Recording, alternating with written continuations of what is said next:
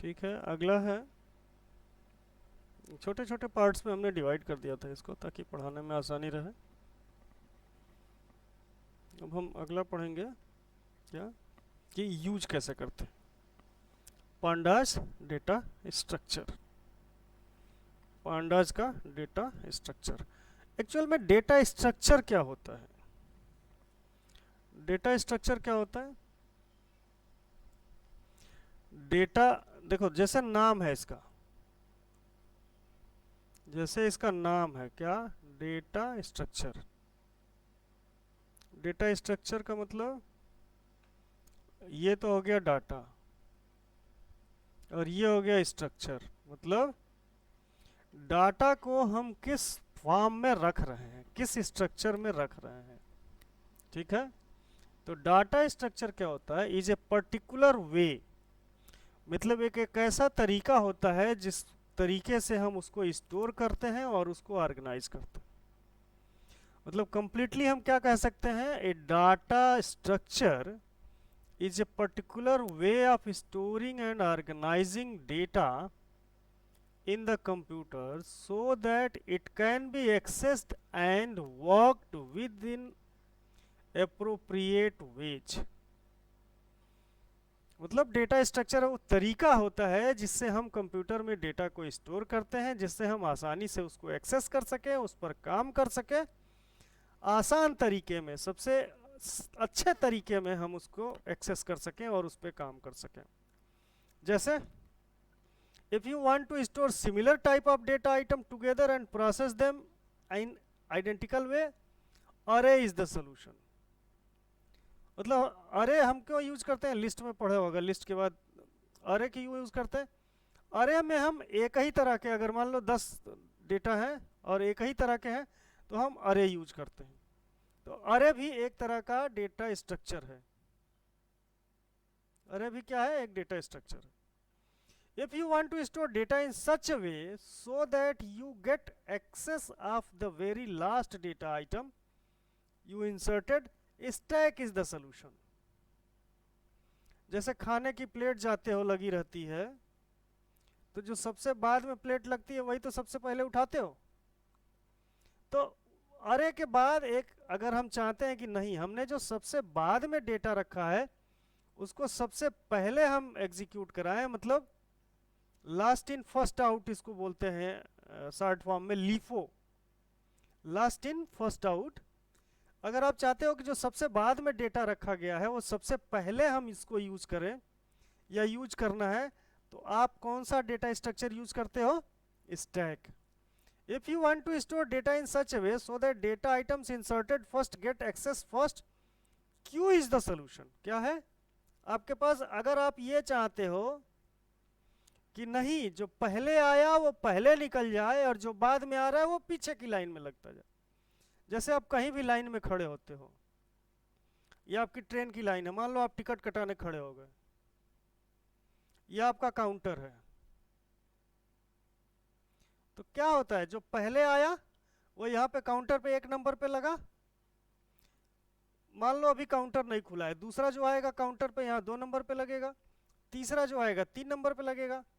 तब तक ये काउंटर खुल गया, ये पहला क्या किया, पहले ने टिकट लिया और ये यहाँ से निकल गया, तो 2 नंबर वाला 1 पे आ गया, ये वाला, और कोई नया आएगा तो यहाँ इंसर्ट होगा।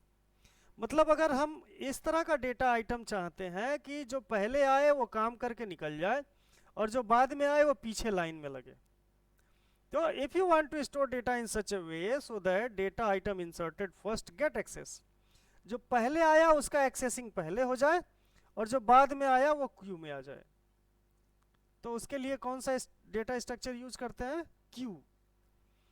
There are many more other type of data structures suited for different types of functionality. Further, we will come to know about series and data frame data structure of Python। हम लोगों को क्या पढ़ना है? Series और data data frame. Frame. Series और data frame. Data structure समझ में आ गया? Yes sir. गुड। अब देखो, कुछ नहीं है, बहुत ज्यादा नहीं है। क्या To import the data structure of pandas are series and data frame. मतलब पांडा के जो डेटा स्ट्रक्चर हैं, जो पांडाज से हम डेटा स्ट्रक्चर बनाएंगे, वो दो तरह के डेटा स्ट्रक्चर बनाएंगे, सीरीज और डेटा फ्रेम। ये हमने पिछले में भी पढ़ लिया। सीरीज क्या होता है? Series is a data structure of pandas, it represents 1D अरे। सीरीज क्या होती है? जैसे एक लाइन पूरी चलती गई, जो भी आया एक लाइन में चलता गया, एक ही लाइन है, एक ही लाइन है, मतलब 1 डायमेंशनल अरे। इसमें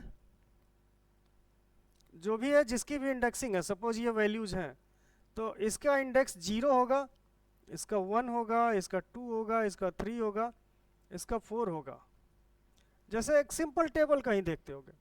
और यही अगर ऐसे वाला टेबल देखते हो, मैट्रिक्स वाला डेटा यहाँ पड़ा है, तो इसको हम यहाँ जैसे कोई चीज़ पड़ी है तो हम इसको एक 0 नहीं कह सकते, इसको हम क्या कहेंगे?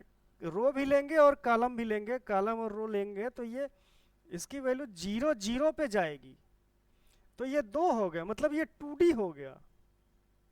तो ये सिंगल डी अरे। सीरीज क्या होती है? Series is a data structure of pandas, it represents 1D अरे। It has 2 main components. क्या? an array of actual data, and an associated array of indexed or data label। कोई भी array होगा तो हर वैल्यू, यहाँ पे देखो, मान लो यहाँ पे हमने 10 लिखा, यहाँ पे 20 लिखा, यहाँ पे 25 लिखा, यहाँ पे 26 लिखा, यहाँ पे 15 लिखा, तो ये चीजें हैं, इन चीजों को इस array का एलिमेंट बोलते हैं, ठीक है। और ये जो इंडेक्स है, ये कौन से पोजीशन पे? पोजीशन नहीं बल्कि इंडेक्स, इसको हम इंडेक्स बोलते हैं। और इंडेक्स से एक बढ़ के पोजीशन होती है, जैसे ये 0 इंडेक्स है, पाइथन में हम इंडेक्स 0 से शुरू करते हैं, तो ये पहले पोजीशन पे हो गया। तो हमेशा ध्यान रखना, पोजीशन अलग चीज है, पोजीशन हमेशा इंडेक्स से एक ज्यादा होगी। इंडेक्स अलग चीज है जो कि 0 से स्टार्ट होगी, और जितना अरे की साइज होगी उससे एक कम होगा। मान लो अरे की साइज हमने n लिया है, तो total number of indexes n ही होंगे, लेकिन कहां से कहां तक होंगे? 0 से n-1 तक होंगे। Clear? Okay, an associated array of index are data table. Both components are 1D array with same length. ठीक है, both components of 1D array with the same length. जैसे यहाँ पे एग्जांपल दिया है, सपोज एक अरे है जिसका नाम है एप्पल, जिसमें 3, 2, 0, 1 दिया हुआ है, ये वैल्यूज हो गई और ये इसके इंडेक्स हो गए। ये मान लो इसका नाम है डेटा या एप्पल मान लो, इस अरे का क्या नाम है? Suppose data. अरे का क्या नाम है? डेटा। कितनी वैल्यूज है? 1, 2, 3, 4 यहाँ पे। तो अगर हमको 3 को एक्सेस करना होगा, इस 3 को एक्सेस करना होगा, तो हम क्या लिखेंगे? डेटा, ये बड़ा वाला ब्रैकेट, यहाँ पे 0, इसकी वैल्यू 3 होगी। ऐसा ही डेटा 1 इज इक्वल टू 2 हो जाएगा। अब मैं जैसे मान लो ये 0 है, data 2 is equal to 0, data बड़ा वाला ब्रैकेट 2 इज इक्वल टू 0। मान लो इसकी वैल्यू को चेंज भी करना है हमको, तो हम ऐसे ही एक्सेस करेंगे। यहाँ पे क्या लिखेंगे? डेटा 2 इज इक्वल टू 5, तब जाके ये 0 की जो वैल्यू है यहाँ पे, जो दूसरे इंडेक्स पे, इंडेक्स नंबर 2 जो है, उस पे जो वैल्यू है 0, वो चेंज होके 5 होगी। और ऐसे ही डेटा 3 इज इक्वल टू 1। ऐसा ही देखो यहाँ पे ऑरेंज 0, 3, 7, 2। ऐसा ही 7, 8, 4, 5, 1, 2, 8, 9, 56। अब आप एक बार थोड़ा सा दोहरा जाइएगा पिछले साल जो पढ़े हैं, ताकि आपको फॉरवर्ड इंडेक्सिंग, बैकवर्ड इंडेक्सिंग, ये सारी चीजें आप देख लीजिएगा। सीरीज के बेसिक फीचर्स क्या होते हैं? कि ये होमोजीनियस डेटा होता है।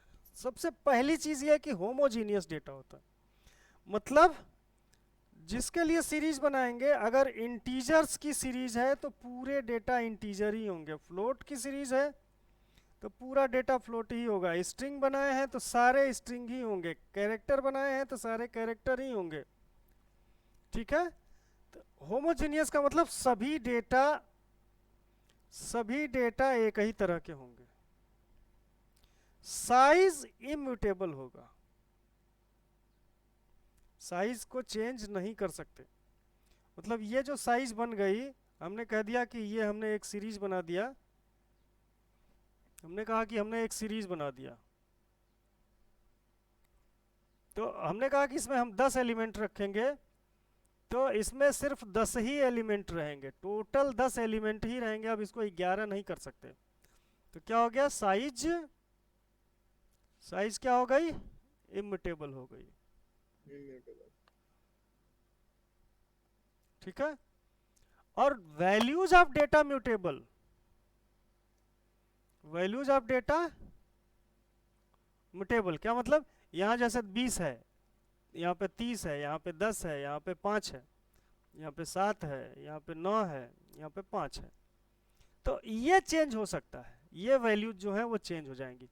अब ये टोटल इसकी साइज हो गई 10, इंडेक्सिंग हो गई 0 1 2 3 4, ऐसे इंडेक्स हो जाएगा कहाँ तक, 9 तक। समझ में आया। तो पूरे के पूरे डेटा एक तरह के होंगे, उसकी साइज इम्यूटेबल होगी, और वैल्यूज जो होगा वो म्यूटेबल होगा। ठीक है।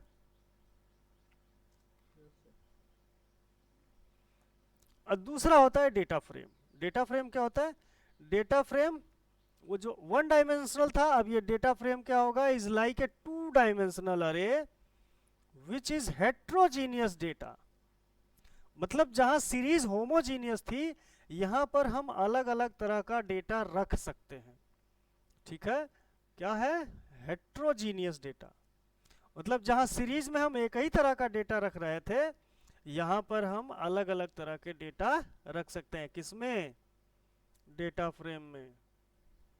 ठीक, यहाँ पे ये सीरीज हो गई, ये सीरीज हो गई, मान लो एक सीरीज है एप्पल्स की, एक सीरीज है ऑरेंजेस की, दोनों को जोड़ दिया, एक हमने एक डेटा फ्रेम बना दिया, एक कॉलम हो गया एप्पल्स का, एक कॉलम हो गया ऑरेंजेस का, तो ये दोनों पूरा का पूरा मिला के हो गया डेटा फ्रेम, ये 2 डायमेंशनल हो गया।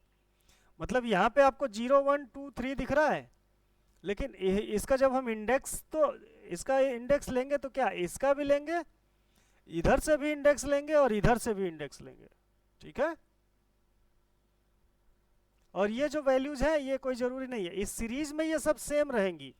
मतलब ये इंटीजर है तो ये भी इंटीजर, ये भी इंटीजर, ये भी इंटीजर, लेकिन ये इसमें कोई ज़रूरी नहीं है, ये सब अलग अलग हो सकती है।